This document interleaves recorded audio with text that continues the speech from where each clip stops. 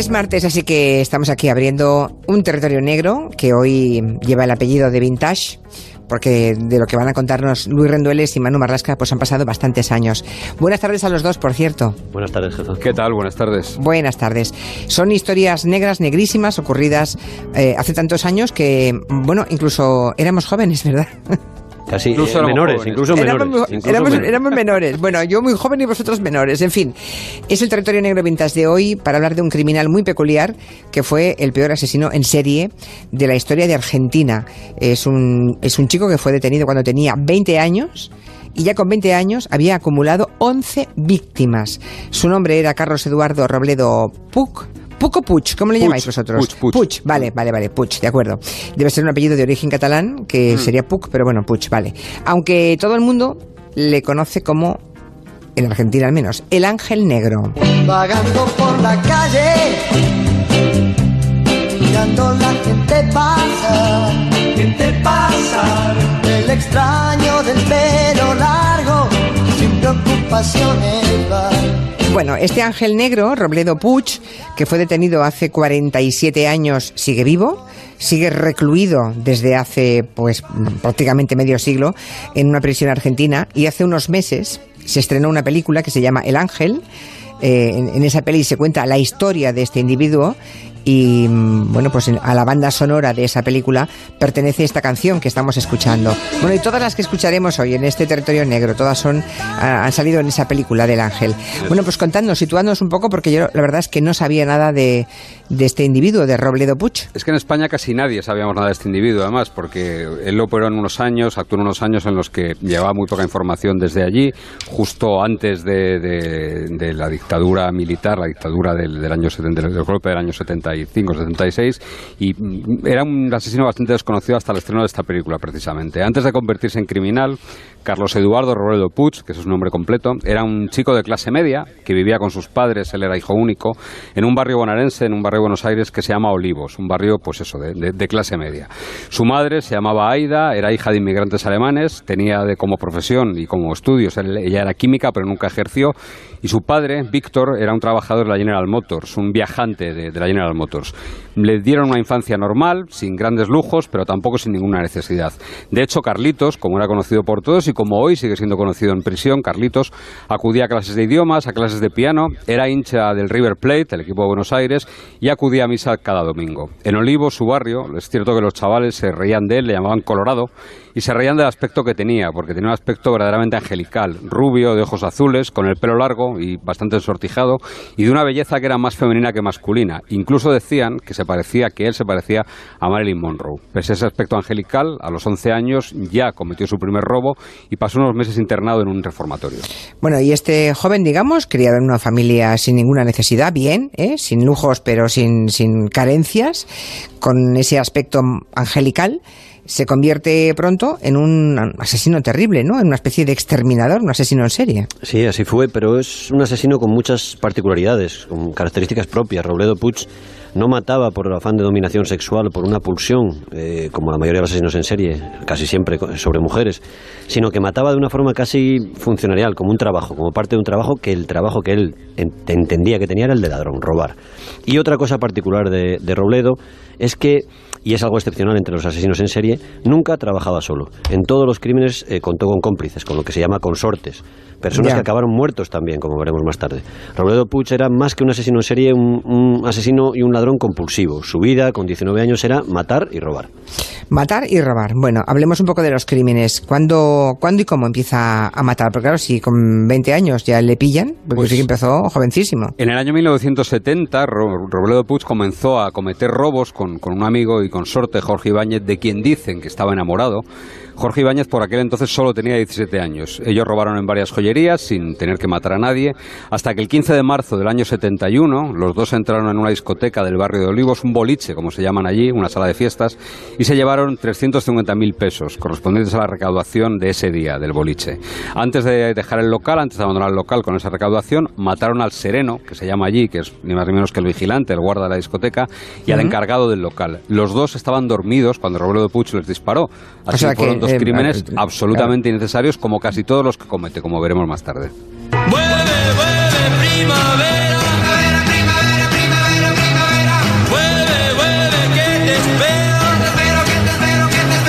Y seguimos escuchando banda sonora de la película que han dedicado a este criminal, ¿no? A El Ángel. Bien, este es el primero de los crímenes, ¿no?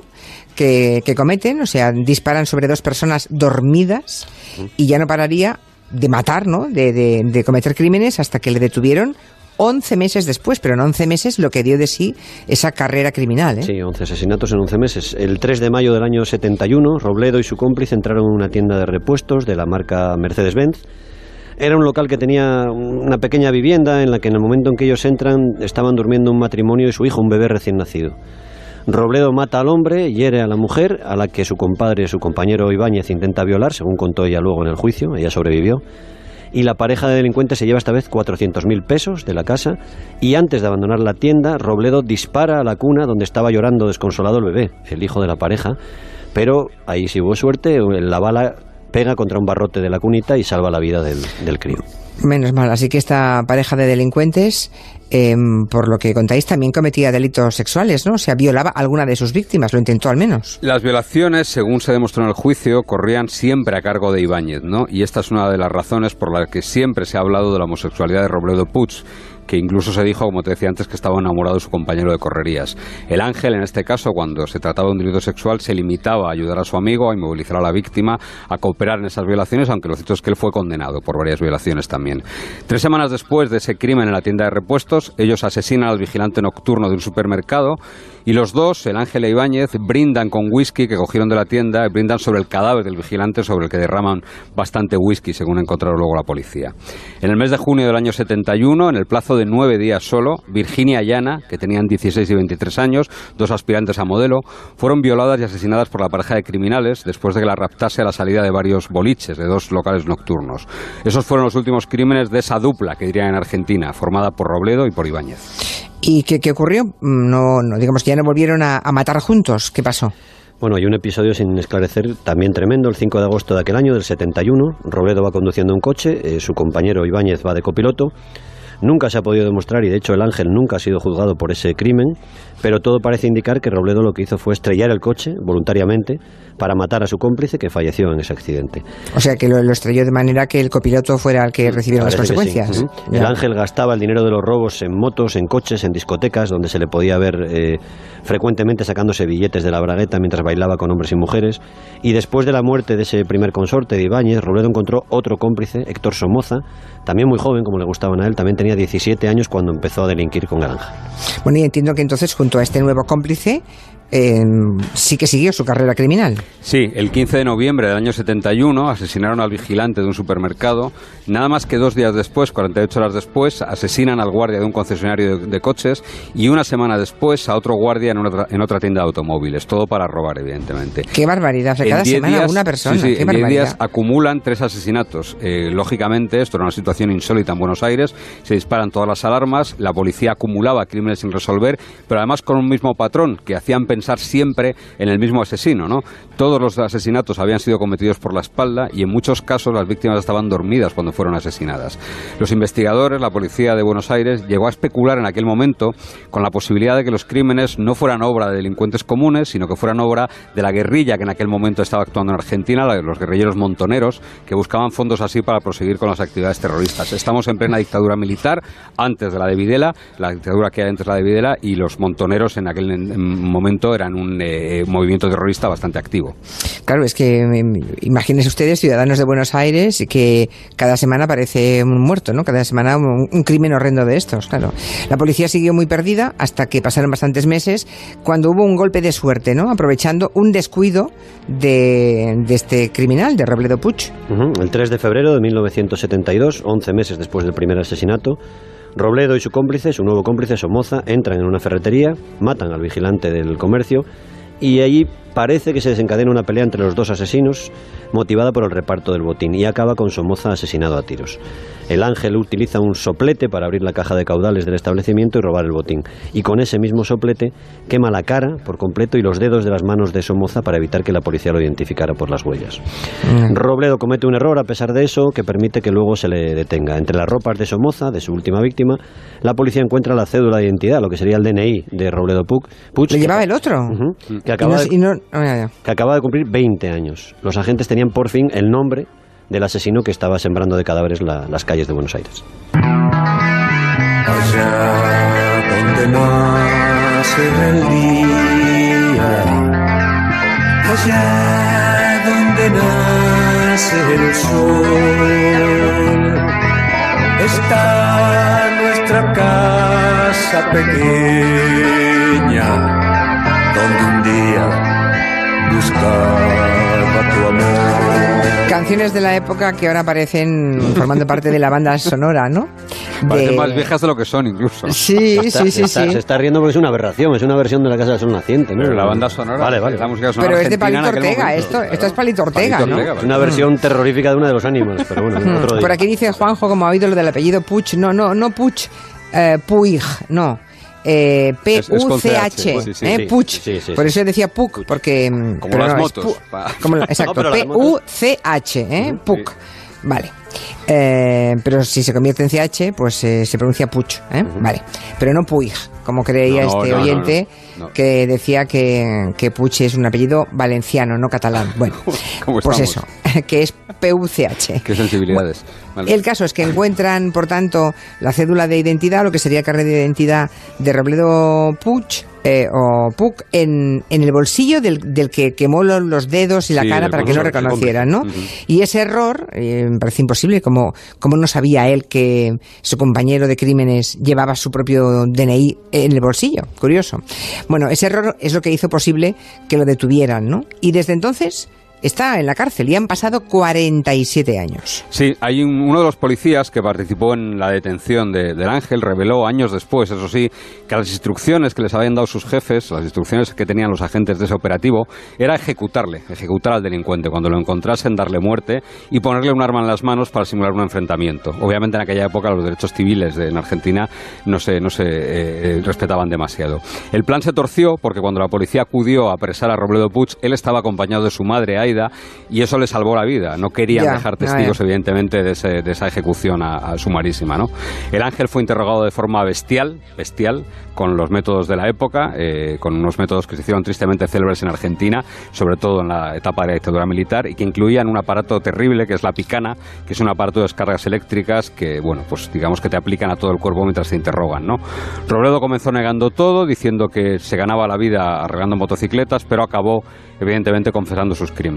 Además, no solo la confesión de él, sino que además la policía halló escondidos en un piano Steiner que había en casa de su abuela, 7 revólveres, algunos de ellos utilizados en los crímenes, y algo más de 2 millones de pesos, el equivalente a 250.000 euros, o sea, ninguna tontería. Más en la época, era muchísimo dinero, ¿no? ¿Y qué ocurre desde entonces? Porque imagino que toda Argentina debió seguir muy atentamente lo que ocurría en torno a este criminal, ¿no? Es como si aquí hubieran pillado en su momento a Antonio Anglés, ¿no? Sí, efectivamente. Sí. Claro. El Ángel sorprendió a toda la sociedad argentina por la frialdad. Cuando un juez le preguntó por qué había matado a una de las víctimas, si estaba durmiendo, qué necesidad había, Robledo contestó que quería, que le despertase, simplemente eso. En otro de los interrogatorios, a ser preguntado por la razón, el motivo de sus crímenes, él contestó: un joven de 20 años no puede vivir sin plata, es decir, sin dinero, y sin coche. Un año después de ser detenido, se escapó de la cárcel de Buenos Aires, donde estaba recluido, por el viejo y artesanal método de saltarse el muro valiéndose de unas sábanas anudadas. Esquivó los disparos de los vigilantes y fue detenido 64 horas después, implorando para que no le matasen. ¿A dónde está la libertad? No dejo nunca de pensar. Quizás la tengan en algún lugar que tendremos que alcanzar. No creo que nunca. ¿Habéis visto la peli, por cierto, que habla de la historia? ¿Sí? ¿La habéis visto? Es una película producida por los hermanos Almodóvar. Y es una película que está bastante bien, y lo que es más alucinante de la película es el sorprendente parecido del protagonista de la película con el Ángel en realidad, con el delincuente. ¿Ah, sí? Es prácticamente un doble de él, sí. No. Bueno, pues avanza la película y avanza la realidad, llega el momento del juicio, un juicio en el que fue condenado a pasar el resto de su vida en la cárcel, ¿no? Y en el que se puso de manifiesto el tipo de criminal, el tipo de persona que era. Sí, en el juicio Robledo Puig intentó echar la culpa de todos los crímenes a sus dos cómplices. Dijo que él solo los acompañaba, que nada más que mataban Ibáñez y Somoza. y dijo que había reconocido todos los crímenes bajo torturas, lo que seguramente no, seguro que era cierto, ¿no? Que fue torturado en los interrogatorios. En la vista, que se celebró en el año 1980, es decir, bastante tiempo después de cuando llevaba ya 8 años de preso preventivo, los psiquiatras, especialmente uno, que fue el que elaboró el informe sobre su personalidad, dijo que era un psicópata con plena capacidad para comprender la criminalidad de sus actos y desecharon absolutamente la idea de que el origen de su comportamiento estuviese precisamente en sus orígenes, ¿no? En su infancia o en su juventud. Dijeron que procedía de un hogar legítimo y completo, ausente de circunstancias higiénicas y morales desfavorables. Es un poco el lenguaje de dictadura argentina, ¿no? Evidentemente. Sí, circunstancias higiénicas, curioso, pero vamos, que hogar legítimo, en fin. Sí. Además señalaban los psiquiatras en ese informe que tampoco hubo apremios económicos de importancia, reveses de fortuna, abandono del hogar, falta de trabajo, desgracias personales, enfermedades, conflictos afectivos, hacinamiento o promiscuidad. Cosas que, según los psiquiatras, podían haberle llevado a haber empujado a cometer sus crímenes. Es decir, en palabras llanas, lo que querían decir es que Robledo Puig era un individuo sencillamente malvado, que nada en su niñez o en su entorno lo había convertido en un criminal, sino que él era esencialmente malo. O sea, un tipo completamente normal, con una infancia normal y por tanto ninguna enfermedad, según los psiquiatras que le estudiaron en la época. No, incluso después del juicio, poco después de aquel 1980, el neurocirujano Raúl Matera se ofreció a someter al Ángel a una lobotomía frontal, que era una técnica antigua y tremenda, que sostenía que sacando una parte del cerebro de las personas se neutralizaban, digamos, conductas agresivas, conductas psicopáticas o criminales. Se neutralizaban todas, de hecho. Bueno, efectivamente. Lo cierto es que se quedaban convertidos casi en vegetales, sí, ¿no? Las veces que se aplicó esta técnica, los pacientes quedaban convertidos, exacto, en zombies, en vegetales.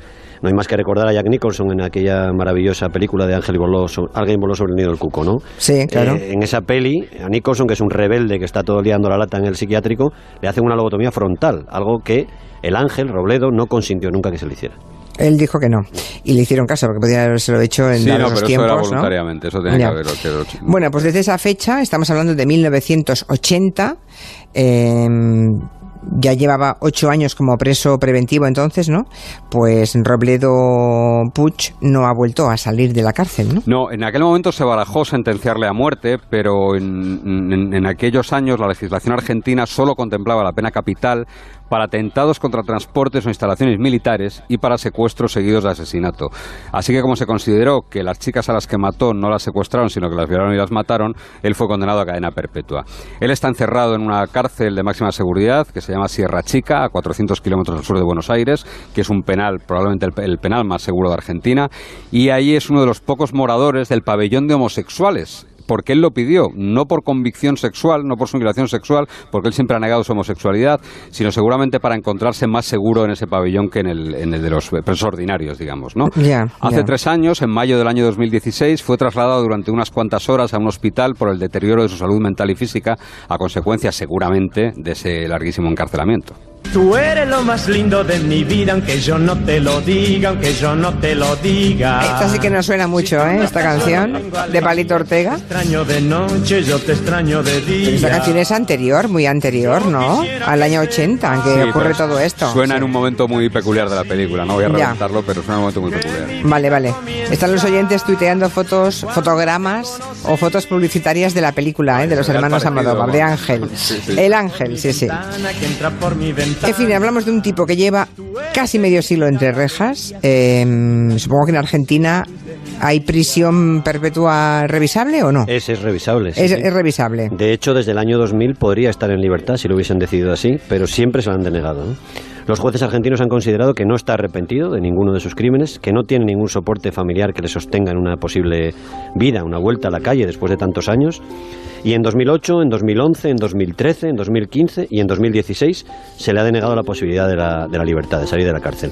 En una de esas ocasiones en que le rechazaron, en 2013, Robledo ya pidió desesperado que si no le concedían esa vez la libertad, lo ejecutaran. Pidió que le pusieran una inyección letal y eso tampoco prosperó. Y en el año 2016, cuando volvieron a estudiar la petición de libertad, los jueces le entrevistaron, le preguntaron qué sería lo primero que haría al pisar la calle y él no ayudó demasiado porque lo que contestó fue que en cuanto saliera a la calle asesinaría a la presidenta Cristina Fernández de Kirchner. Pues, en fin, menudo estado mental, ¿no? y el de un psicópata que después de 50 años entre rejas, pues no sé, bueno, ahí seguirá, supongo, ¿no? Sí, hombre, ya más lógicamente, ¿no? Se va a convertir en cadena perpetua de verdad, ¿no? Pues porque probablemente en sí. todas partes la prisión permanente tiene que ser revisable, ¿no? Que es una cosa que ante determinados crímenes uno quisiera ya ni que se revisara nunca más, ¿no? Sí, pero como la pena de muerte no puede, como digamos, la cadena perpetua sin revisar no es legal, al menos en España, yo no sé en Argentina si lo es, pero por lo que estáis contando, tampoco debe ser... Se revisa. Claro, sí. hay que revisarla, ya. Lo que pasa es que alguien después de 50 años en prisión, evidentemente no suele estar en muy buen estado, ¿no? Y el caso de Ángel se entiende perfectamente lo que le pasa a uno cuando lleva medio siglo en prisión, ¿no? Es verdad que sus extravagancias dentro de prisión empezaron bien pronto, ¿no? En el año 82, por ejemplo, dijo que se presentaba voluntario a combatir en la guerra de las Malvinas, en la guerra que libró Inglaterra contra Argentina por la soberanía de las Islas Malvinas. Años después dijo ser Batman y en pleno delirio, diciendo que era Batman, quemó un taller penitenciario. Más recientemente dijo que él era el verdadero heredero de Juan Domingo Perón. Y más recientemente todavía, y a raíz del estreno de esta película se han recuperado esas declaraciones de él, dijo que pretendía que se hiciese una película sobre su vida, que él se ofrecía a ser el doble de las escenas peligrosas de esa película, y quería que la dirigiese Quentin Tarantino o Martin Scorsese, y que su personaje necesariamente lo tenían que interpretar o Matt Damon o Leonardo DiCaprio. Tiene la autoestima, no le ha bajado. No, la autoestima no le ha bajado, desde luego, qué barbaridad. Incluso él mismo se ofrecía a escribir parte del guión, ¿no? Después, cuando vio que no le daban la libertad, solicitó que le dejasen construir una casa en el mismo recinto del penal de Sierra Chica, porque probablemente, y esto es cierto, él teme más a la vida que le espera fuera que a la que lleva dentro de la cárcel, ¿no? Ya, pero para los argentinos casi es mejor que siga dentro. Sí. O quizás los jueces se hayan creído la amenaza que lanzó en su juicio en el último turno de palabra, allí también existe como en España, y él en su último turno de palabra dijo que aquello había sido una comedia de juicio y algún día saldré y los mataré a todos ustedes. Ese monstruoso que caminando va, no se da cuenta. Dice Carlo en Twitter que todas las versiones musicales que están escuchando le parecen espantosas. Tiene gran parte de razón. Pues sí. Las quejas al responsable de la banda sonora de la película. Sí. Ese monstruoso desaparecerá. Bueno, pero los que vayan a ver la peli, que ya está estrenada en España, ¿sí? Sí, ¿O se estrena esta semana? Está incluso en alguna plataforma, ya está mediante... ya está, bueno, pero los que ven esa película... Hay un libro que se llama El Ángel Negro, que es también la historia. Es en el que está basado la película. Rodolfo Palacios, que es la historia del Ángel. Ha sido el único periodista que le entrevistó, porque cuando ya se abrió un poco esa cárcel y se le han podido hacer fotografías dentro de prisión, este mantuvo varias entrevistas con él, un montón de cartas con él, en las que el Ángel firmaba como Jesucristo las cartas, y en un momento dado, en una visita de periodistas a la cárcel, le pidieron a los responsables de prisión que le dejasen entrevistar a Robledo Puig. Y Robledo Puig dijo que sí, que le entrevistaría al periodista que hiciese lo que le habían hecho hacer a él varias veces, que era limpiar con la lengua la taza del inodoro. Evidentemente ningún periodista se ofreció y por tanto no hubo entrevistas. Ya. En otros tiempos, ¿no? Vaya tipo. Pues estoy viendo en la cartelería de la película, sí que han puesto un actor muy pues sí, con unos rizos, sí, cara angelical, con unos rizos dorados preciosos. Es una película, sale Cecilia Roth, es una buena película, ¿eh? Dice Rosalba que la película está muy bien conseguida y que el actor que es novato es excelente, sí, que da, digamos... vida a este criminal. Sí. Bueno, pues nada, interesante. Los que vayan a ver la película, los que oigan hablar de ella, ya conocen la historia criminal que conmovió a Argentina en los años 80. Hasta la semana que viene, Manu y Luis. Hasta la semana que viene. Adiós.